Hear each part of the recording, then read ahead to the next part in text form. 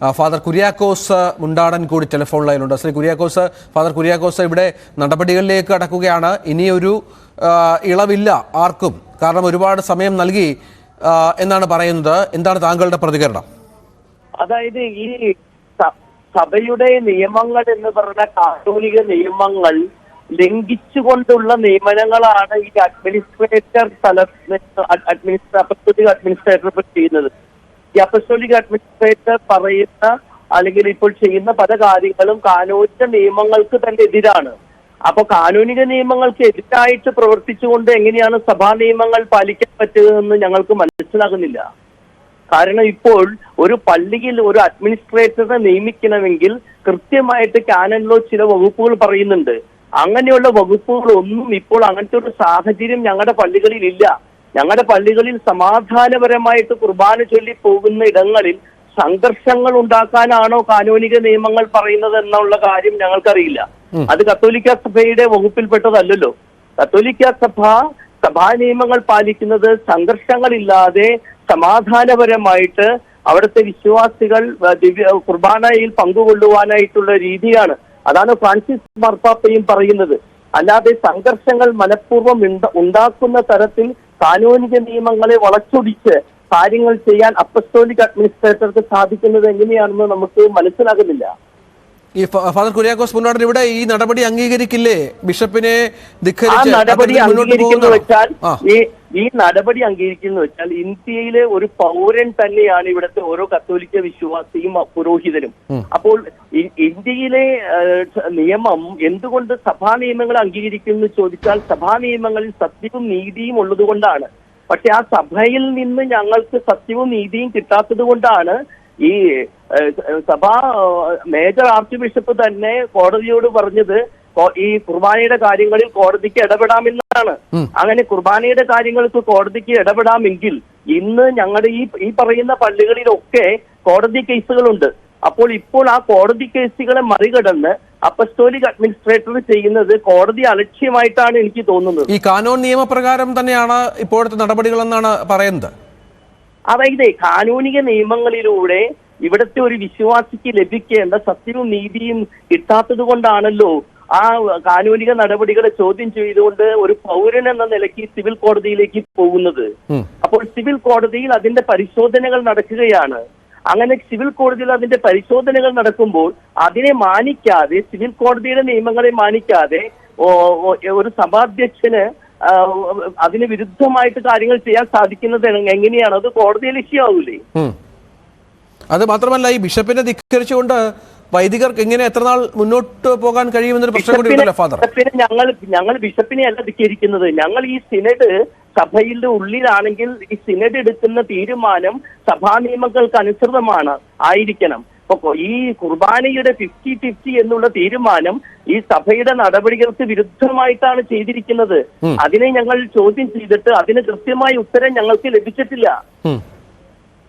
അല്ല, അപ്പോൾ ഈ തരത്തിൽ മുന്നോട്ട് പോകും, ഇനിയും ഈ നടപടികൾ അംഗീകരിക്കില്ല, കൂടുതൽ നിയമ നടപടികളുമായി മുന്നോട്ട് പോകുമെന്നുള്ളതാണോ? ഇതിന് കത്തോലിക്ക തിരുസഭയിൽ നിന്ന് സത്യവും നീതിയും വേണമല്ലോ. അല്ലെങ്കിൽ പിന്നെ ഞങ്ങളുടെ പൗരോഹിത്യത്തിൽ തന്നെ വിലയുണ്ടാകില്ലല്ലോ. എന്തിനാ പൗരോഹിത്യം? അത് ക്രിസ്തുവിന്റെ സത്യവും നീതിയും പ്രഘോഷിക്കാനാ. ആ സത്യവും നീതിയും കിട്ടാത്തത് കൊണ്ടാണ് ഞങ്ങൾ ഇങ്ങനെ കാര്യങ്ങൾ അവരോട് ചോദിക്കുന്നത്. അപ്പൊ അതിന് നൽകേണ്ട ഉത്തരങ്ങൾ നൽകാതെ വളഞ്ഞ വഴിയിലൂടെ കാര്യങ്ങൾ ചെയ്യുന്നതിനെ അത് സ്വീകരിക്കാൻ പറ്റുമോ? ശരിക്കും ആരാണ് ഈ വളഞ്ഞ വഴിയിലൂടെ കാര്യങ്ങൾ ചെയ്യുന്നത് എന്നുള്ളതാണ്. അപ്പം ഈ സിനഡിന്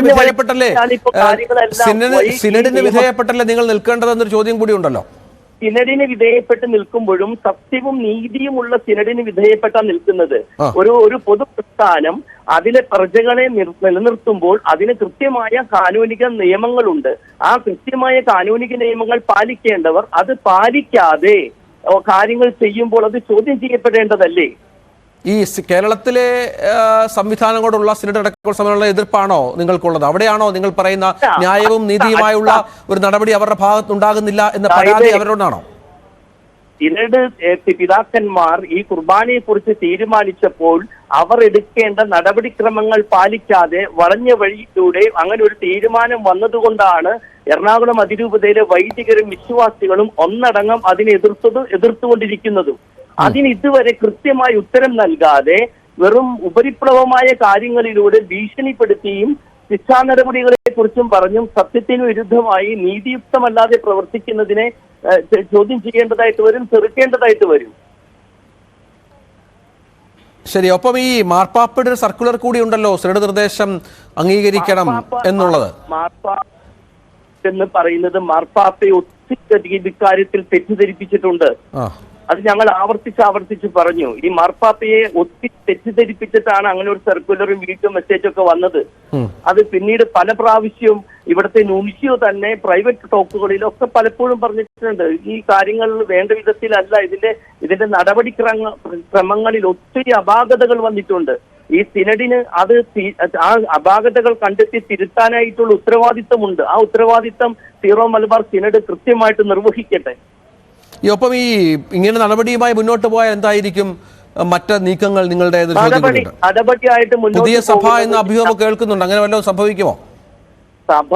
സഭ എന്ന് പറയുന്നത് ഒരു വിശ്വാസിയെ സംബന്ധിച്ചും ക്രൂശിതനായ ക്രിസ്തുവിന്റെ ക്രിസ്മസ് ആണ്. സമാധാനവും നീതിയും സത്യവും ഒക്കെയല്ലേ നമ്മൾ പ്രതീക്ഷിക്കുന്നത്. അതിന് വിരുദ്ധമായിട്ട് നിൽക്കുന്നത് സഭ എന്ന് വെറുതെ പറയാമെന്നുള്ളൂ. അപ്പൊ അതുകൊണ്ട് സഭയാണെങ്കിൽ സഭയിൽ സത്യവും നീതി വേണ്ടിയിട്ട് തന്നെ ഞങ്ങൾ ആരും ഒരു നടപടിയെയോ ഞങ്ങൾ ഭയപ്പെടുന്നില്ല. കാരണം സത്യമാണ് ഏറ്റവും വലിയ കാര്യം, നീതിയാണ് കത്തോലിക്ക സഭയ്ക്ക് വേണ്ടത്. ഞങ്ങൾ നോക്കുന്നത് ഈ കത്തോലിക്ക സഭയിൽ സത്യവും നീതിയും നിലനിൽക്കണം, അല്ലെങ്കിൽ സഭയല്ലാതാകും. ശരി, നന്ദി ഫാദർ.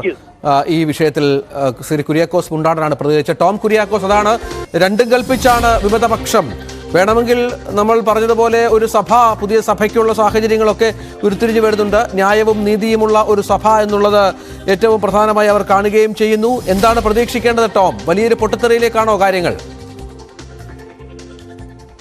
രഞ്ജിത്ത്, ഇപ്പോൾ നമ്മൾ രണ്ട് പക്ഷത്തെയും, അതായത് ഫാദർ ആന്റണി പൂതവേലി, ഫാദർ കുര്യാക്കോസ് മുണ്ടാടൻ, സഭാ അനുകൂല നിലപാടും വിമത നിലപാടും സ്വീകരിക്കുന്ന രണ്ട് വൈദികരുടെയും പക്ഷം കേട്ടു. അവർ രണ്ടുപേരും പറയുന്നതനുസരിച്ച് ഇത് ഒരുപക്ഷെ ഒരു സഭയ്ക്കകത്ത് എറണാകുളം അങ്കമാലി അതിരൂപതയിലെ പ്രശ്നം കൂടുതൽ രൂക്ഷമാകുമെന്നാണ് മനസ്സിലാക്കുന്നത്. വിമതപക്ഷം പറയുന്നത് ഈ 4 വൈദികർക്കെതിരെയും സ്വീകരിച്ച നടപടി അംഗീകരിക്കില്ല. ഇന്നലെ കഴിഞ്ഞ ദിവസം, അതായത് ഇന്നലെ രാത്രി ഈ 4 വൈദികർക്കും അപ്പസ്തോലിക് അഡ്മിനിസ്ട്രേറ്ററുടെ കത്ത് കിട്ടിയതിന് പിന്നാലെ ഇവർ രഹസ്യയോഗം, വിമതപക്ഷം രഹസ്യയോഗം ചേർന്നു എന്നാണ് മനസ്സിലാക്കാൻ കഴിയുന്നത്. ആ യോഗത്തിൽ ഈ നടപടി അംഗീകരിക്കേണ്ടതില്ല എന്നൊരു നിലപാടിലേക്ക് എത്തിയിട്ടുണ്ട്. പക്ഷേ അത്തരമൊരു നടപടിയുമായി മുന്നോട്ട് പോയി കഴിഞ്ഞാൽ ഒരുപക്ഷെ നേരത്തെ ആന്റണി പൂതവേലി സൂചിപ്പിച്ചതുപോലെ ഒരു കർശനമായ നടപടി, ഇവരെ വൈദിക വൃത്തിയിൽ നിന്നും വിലക്കുന്നതടക്കമുള്ള നടപടികളിലേക്ക് ഒരുപക്ഷെ നീങ്ങാം. കാരണം അപ്പസ്തോലിക് അഡ്മിനിസ്ട്രേറ്ററുടെ ആ കത്തിൽ തന്നെ കൃത്യമായി പറയുന്നുണ്ട്, കാനൻ നിയമപ്രകാരമാണ് നടപടി സ്വീകരിച്ചിരിക്കുന്നത്. കാനൻ നിയമപ്രകാരം നടപടി സ്വീകരിച്ചു കഴിഞ്ഞാൽ അത് ഇവർക്ക് കോടതിയെ സമീപിച്ചു കഴിഞ്ഞാലും മറ്റു നിയമ നടപടി മുന്നോട്ട് പോയാലും മറ്റ് സാധ്യതകളില്ല. അതായത് ഇത് ധിക്കരിച്ചുകൊണ്ട്, ബിഷപ്പിനെ ധിക്കരിച്ചുകൊണ്ട് മുന്നോട്ട് പോയി കഴിഞ്ഞാൽ സഭാപരമായിട്ടുള്ള നടപടികൾ ഉണ്ടാകും. ഒരുപക്ഷെ കൂടുതൽ പേർക്കെതിരെ നടപടി ഉണ്ടാകും. പങ്കുവച്ചത് എന്തായാലും സഭയിൽ വലിയൊരു പൊട്ടിത്തെറിക്ക് കളമൊരുങ്ങുന്നു. നമുക്കൊരു